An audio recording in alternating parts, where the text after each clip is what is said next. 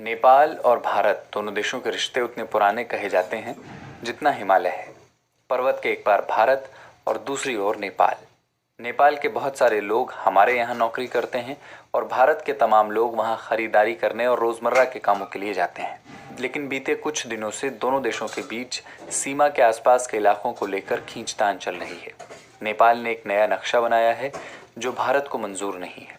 हमारी सहयोगी माधुरी ने वरिष्ठ पत्रकार आनंद स्वरूप वर्मा से बात की और उनसे पूछा कि इस मसले को बातचीत की मेज पर लाने में दिक्कत क्या हो रही है। ये विवाद कोई नया विवाद नहीं है। ये बहुत पहले से काला पानी वाला मसला जो है और लिपू लेक का भी, ये दोनों मसले बराबर चर्चा में रहे हैं।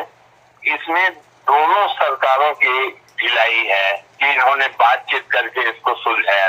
नेपाल के अपने जेन्युइन ग्रीवांसेस हैं, उसको भारत देख नहीं पाता है, इसलिए कि भारत एक बड़ा राष्ट्र है और उसके बाद आप कहते हैं कि ये चीन की तरफ मुखातिब हो रहा है। नेपाल के दो ही पड़ोसी देश हैं, एक भारत है और एक चीन है।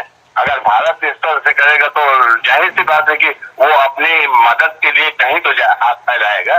तो खैर ये मामला कुल मिलाकर बातचीत करके हल करने का है। टेबल पर बैठ करके नक्शे पर रख के दोनों के अपने ग्रीवांसेस हैं। काला पानी नेपाल का हिस्सा है। इसको 62 के बाद जब चीन से लड़ाई हुई थी, राजा महेंद्र से अनुरोध करके भारत सरकार ने कुछ समय के लिए उसे लिया था।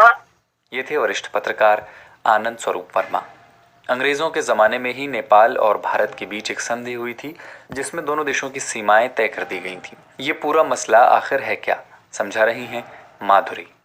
भारत और नेपाल की कहानी बहुत पुरानी है, उतनी ही पुरानी जितनी जमीन, पहाड़ और समंदर की कहानी हुआ करती है। हम इस कहानी को सन 1800 के आसपास से शुरू करते हैं, जब नेपाल के गुरखा राजाओं ने भारत की कुछ जगहों को हासिल कर अपना साम्राज्य बढ़ा लिया था। सतलुज नदी से लेकर तीस्ता नदी तक सिर्फ नेपाल था। देखा जाए तो आज के हिमाचल के कांगड़ा से लेकर पूर्व में सिक्किम तक नेपाल। ईस्ट इंडिया कंपनी गुरखाओं के बढ़ते प्रभाव को देख रही थी। अवध का कुछ तराई इलाका भी गुरखाओं के पास था और ईस्ट इंडिया कंपनी को वो क्षेत्र चाहिए था नेपाल क्रॉस कर तिब्बत से व्यापार करने के लिए। कंपनी और नेपाल के बीच युद्ध हुआ। आखिरकार जीत कंपनी की हुई। नेपाल के साथ एक संधि हुई, सुगौली संधि। इस संधि के अनुसार भारत के बहुत सारे हिस्से फिर से भारत के हो गए, जैसे सिक्किम, हिमाचल, कुमाऊं, गढ़वाल और वो तराई क्षेत्र भी जो अंग्रेजों को चाहिए था। नेपाल की सीमा तय कर दी गई, महाकाली नदी से लेकर मेची नदी।